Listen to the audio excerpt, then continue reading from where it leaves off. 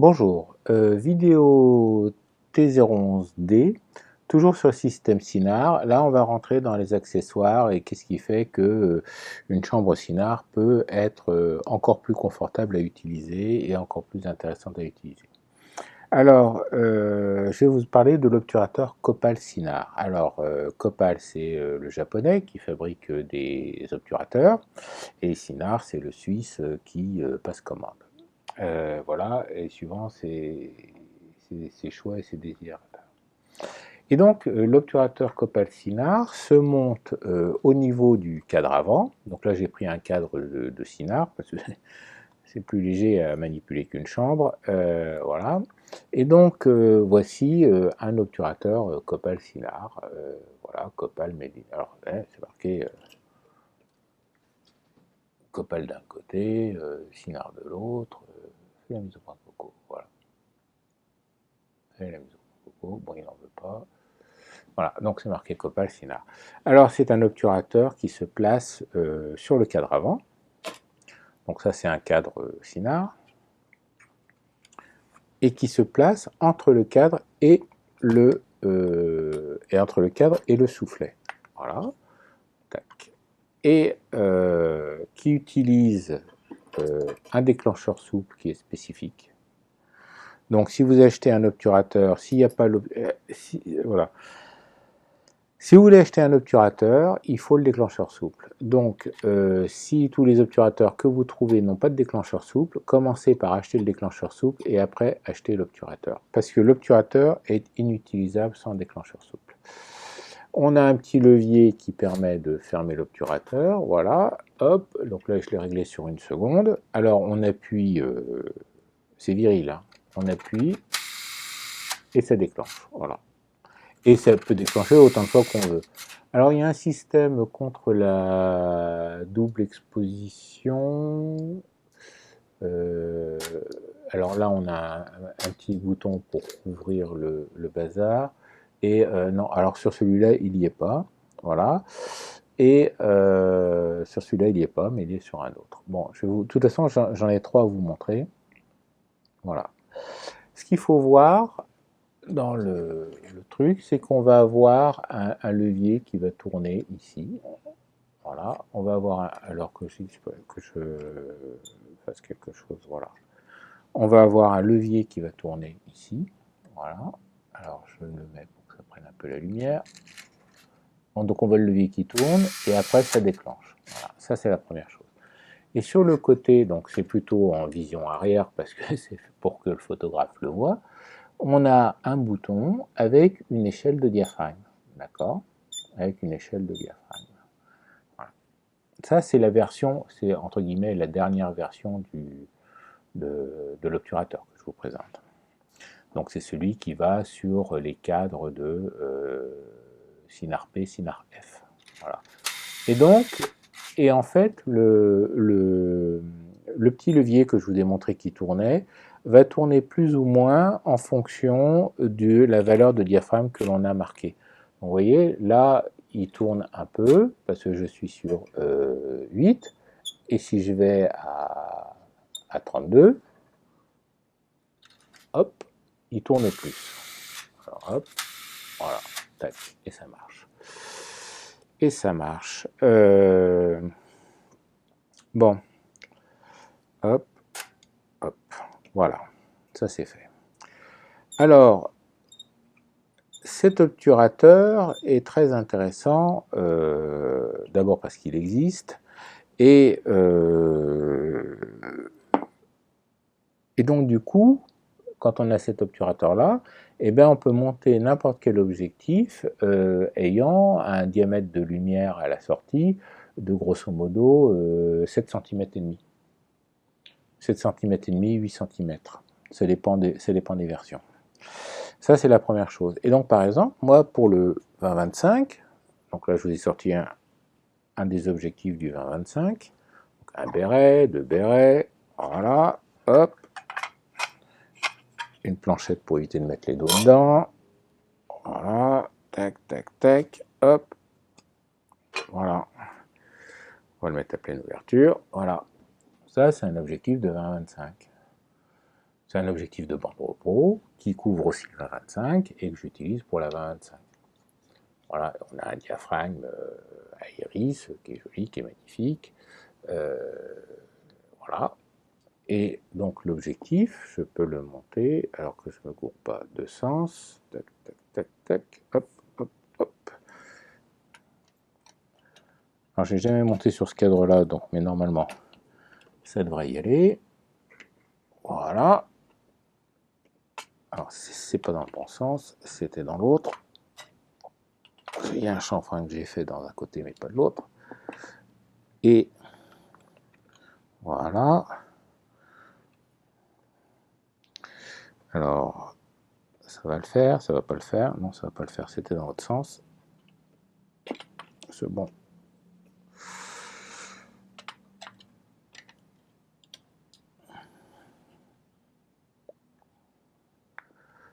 C'est-à-dire que il va sur le cadre de la 20-25, mais il va le cadre sur la de la SNRP. Voilà, et donc ça se monte dessus. Voilà. Ça se monte dessus, sauf que je peux pas le verrouiller, donc je vais arrêter les bêtises. Voilà, donc un objectif. Alors, cet objectif-là, je l'ai trouvé sur une grande planche. Je l'ai trouvé sur eBay, sur une grande planche où il y avait un 600 et un 300. Et j'ai eu les deux objectifs avec la planche pour 300 balles, quoi. 300 €, une connerie comme ça. Voilà. On peut aussi monter, donc du coup, alors ça c'est très intéressant pour tous ceux qui veulent faire des bricolages, des choses comme ça, avec des comment ça s'appelle, des objectifs pas chers. Avec des objectifs pas chers, des objectifs anciens, des objectifs en laiton, des objectifs de vieille chambre, et ainsi de suite, voire une simple lentille achetée chez l'ophtalmo, quoi. Achetée chez le lunetier, quoi. Vous lui dites, tiens, je voudrais une lentille de une dioptrie en diamètre 80, voilà, vous la mettez avec deux bouts de scotch sur votre bazar, et puis c'est fait en avant Guingamp. Alors une autre possibilité d'utiliser, ce sont les objectifs. Alors bien sûr, cet obturateur est fait pour utiliser les objectifs prévus pour. Hein. Et donc les objectifs prévus pour, ils ont bien sûr pas d'obturateur à l'intérieur, mais par contre il y a un diaphragme. Donc là j'ai l'obturateur et puis j'ai un diaphragme à l'intérieur. D'accord. Donc ça c'est une monture DB. D comme Denise, B comme Bernard, voilà. Et donc il y a un petit levier à l'intérieur qui ferme le diaphragme. Et ça c'est un Nikkor W150 f5.6, voilà. Et alors cet objectif-là ne peut s'utiliser qu'avec cet obturateur-là, on est d'accord. Donc l'obturateur est assez cher, c'est compté dans les 300 à 600 €.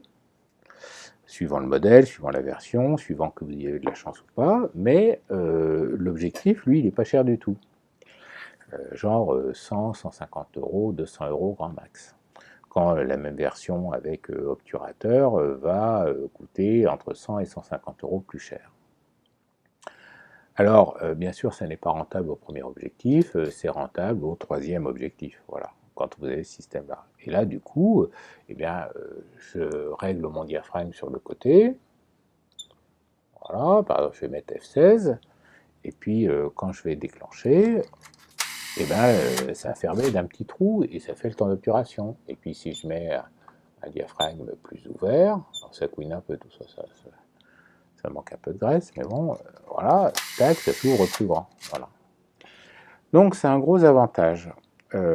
Quand vous êtes photographe professionnel, quel est l'avantage quand vous êtes photographe professionnel, c'est-à-dire quand vous travaillez, quand vous abattez du boulot et que vous faites plus que 10 plans films par an, quand vous faites 10, 20, 30, 40 plans films dans la journée, voilà, quel est l'avantage d'avoir ça?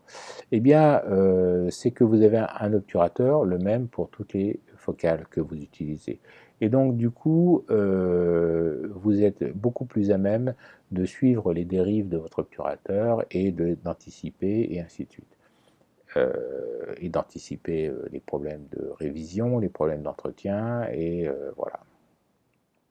Ça, c'est la première chose. Ensuite, vous avez un automatisme, un mode de fonctionnement qui est quand même beaucoup plus, comment dire, confortable, parce que l'armement est automatique, hein, j'actionne pas de levier pour le réarmer, ou ainsi de suite. Vous avez accès aux vitesses, on voit les vitesses de... Oh là, je fais gaffe au déclencheur souple. On voit les vitesses de l'arrière de la chambre parce que le levier est là et puis on change ses vitesses, hein. Donc les vitesses, la gamme de vitesses, elle va de 8 secondes à 1/60 de seconde plus la pause B. Voilà, donc c'est pas un truc, voilà, clac, je referme mon levier, voilà, pouf. Bon, à 60e de seconde, je suis pas sûr qu'en filmant à 25 images secondes, on le voit, mais on a des temps de pause relativement courts. Voilà. Et puis on peut avoir des temps de pause. Alors, ça fait longtemps qu'il n'a pas tourné, donc j'espère qu'il ne va pas me faire faux bon. Voilà, là on a 8 secondes.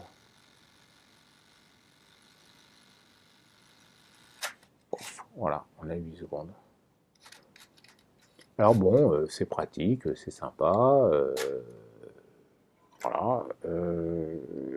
Alors moi, il se trouve que toutes les chambres que j'ai achetées ou que j'ai eues, il y en avait un avec. Donc ce qui fait que j'en ai 3. J'ai 3 chambres, j'ai 3 cinars, j'ai 3 obturateurs et j'ai 3 déclencheurs souples. Voilà. Alors je vais poser ça pour faire un peu de place et ainsi de suite. Alors, il y a différents modèles, il y a différentes versions, il y a différentes époques, parce que c'est quelque chose qui a existé dès la Norma. Alors, je vais ranger mon objectif. Et puis, je vais vous sortir ça. Voilà, hop. Objectif, les bouchons. C'est fait, c'est dans le coin. Bon. Alors, non, j'ai pas fini mon truc. Et donc, on a l'obturateur. Alors, il y a une réglette là qui peut s'enlever normalement. Voilà, on peut enlever la réglette qui tient le diaphragme parce qu'il y avait plusieurs réglettes suivant les ouvertures des objectifs. Voilà, parce qu'en fait, il y a eu deux versions, deux époques. Suivant que et la modification change au niveau de la course de l'ergot du diaphragme. C'est-à-dire qu'il y en a un qui ouvre à 4,5 et il y a plus de course sur le truc. Et donc, alors que celui qui est pour F5.6, lui reposait sur un principe différent qui était de dire, bon bah voilà, j'ai la pleine ouverture qui est là et je change la réglette. Voilà. Et je change la réglette. Donc c'est pour ça qu'il y a des réglettes interchangeables. Alors je n'ai pas d'obturateur qui ouvre à 4,5. Voilà. Donc là j'en ai un deuxième. Alors j'en ai un deuxième qui est plus récent, qui est le. Alors plus récent parce que vous voyez il est noir et tout, il est magnifique, hein, contre l'autre qui était en. Bah, je vais le sortir du coup parce que j'ai fait la démonstration que je voulais faire, donc ça c'est bon, ça j'en ai plus besoin. Voilà, donc là on a celui-là qui est un peu ancien et celui-là qui est plus récent, et il y a même une étiquette, alors c'est pour ça que j'ai sorti plusieurs, parce qu'il y a même une étiquette, c'est marqué Improved, hein, c'est ça, c'est Improved Model. Improved Model. Alors ça c'est un truc qu'ils ont fait pendant très peu de temps et qu'ils ont bien vite arrêté, et le Improved Model en fait c'est on colle les vis. Donc ils ont collé les vis, ouais super, on est content. Ils ont collé les vis, mais manque de bol, c'était une connerie, parce que du coup quand vous l'amenez en révision, eh bien une fois sur deux les vis cassent. Et donc du coup la révision devient beaucoup plus pénible. Autre improved, c'est d'avoir ajouté un cordon que l'on peut déconnecter soi-même. Voilà, parce que sinon le cordon de synchroflash est captif. Il est captif, il est soudé à l'intérieur avec une prise, et donc ça c'est un souci quand le cordon est coupé ou arraché ou sectionné et ainsi de suite. Voilà. Donc, sinon, il fonctionne exactement sur le même principe, et c'est exactement la même chose, quoi. Voilà. Bon, je ne vais pas m'amuser à le faire déclencher, c'est pareil. On a toujours le levier sur le côté pour le fermer, le petit bouton pour l'ouvrir. On a enlevé le sélecteur MX pour la synchro flash, hein, qui avait en haut. C'est le petit sélecteur vert qui est là, voilà, le petit sélecteur vert qui est en haut. Voilà, donc voilà, c'est un modèle un peu plus récent, et ainsi de suite. Alors, ces choses-là, ça s'entretient chez Photosufren, qui a repris le SAV de Sinar quand Semelec a fermé, ou quand Semelec a arrêté.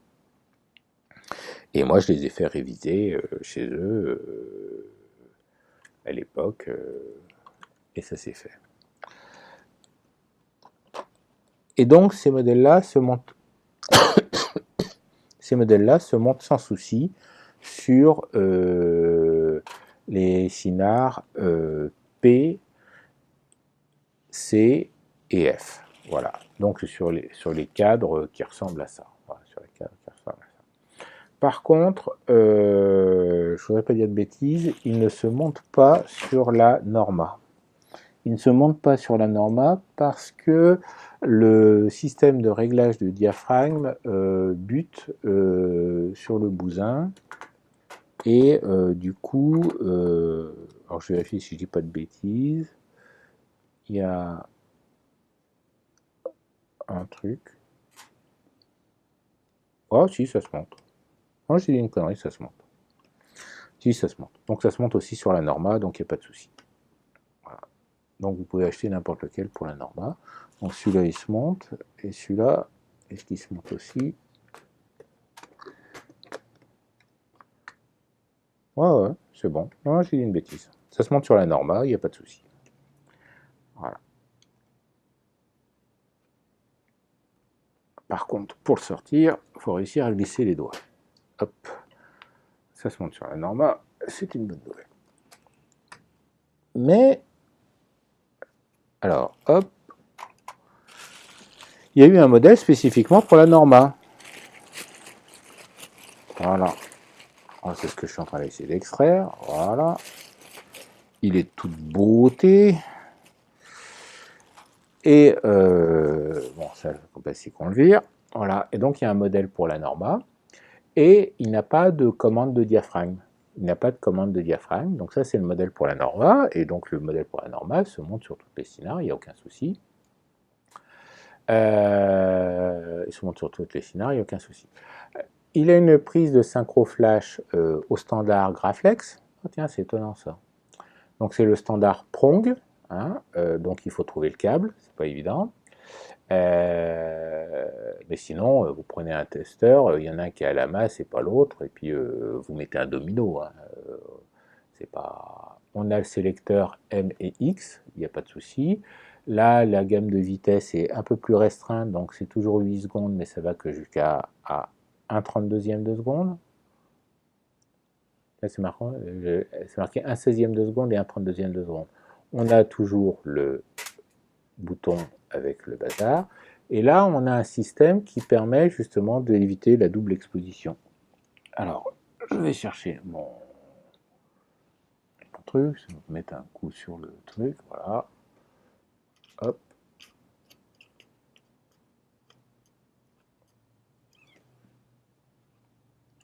Et voilà. Pouf. Donc là, je suis... Alors oui, celui-là, il a peut-être besoin d'un autre avis. Voilà. Là, je suis à 8 secondes. Pouf. Voilà. J'ai 8 secondes pour dire que la barre, Martin, c'est de la dynamique. Et donc là, je suis sur la position multiple. Et si je le mets sur la position 1, voilà, alors je vais mettre un temps de pouce plus court. Le levier est revenu là et empêche de faire l'exposition multiple. Donc il faut que je revienne appuyer sur le levier pour pouvoir en faire une suivante. Voilà. Donc c'est une petite sécurité. Voilà, bon, bah, on sait quand même ce qu'on fait, ce qu'on déclenche, des choses comme ça. Bon, ceci va conclure la vidéo sur les obturateurs Copal-Sinar, parce que j'ai plus grand chose à dire et puis il me reste 10 secondes. Donc, comme d'habitude, soyez éco pour essayer de comprendre, d'optimiser. Faites des images. Au revoir.